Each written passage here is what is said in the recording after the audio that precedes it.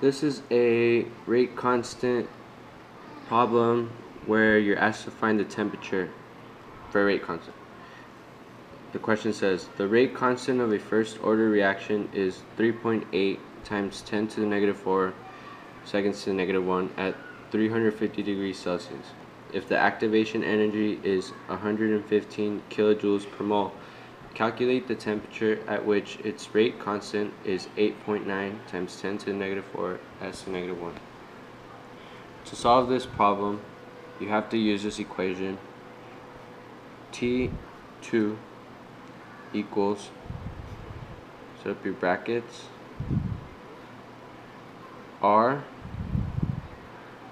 over EA, which is the activation energy, ln, times K1 over K2, which are your two separate constants, plus 1 over T1, your initial temperature, all raised to the negative 1. To solve this, we plug in our values. We know that R is a constant, so that value is 8.314. We know that the activation energy is 115 kilojoules per mole, but we must convert that into joules, and to do that you just multiply by 1,000, so you get 115,000 joules. Ln that, K1 over K2, we know that our rate constant of first order is 3.8 times 10 to the negative 4, so we plug in 3.8 e to the negative 4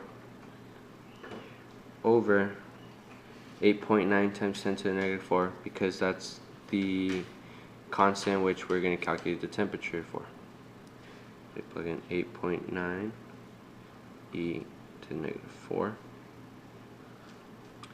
plus 1 over T1, which is the temperature at the first order of the reaction, which is 350 degrees Celsius, but we want that number in kelvins, so we add 273 and we get 623 Kelvin. We raise all of that to the negative 1, and it's just a matter of using your calculator and calculating all the values, and you should get 647.83 Kelvin.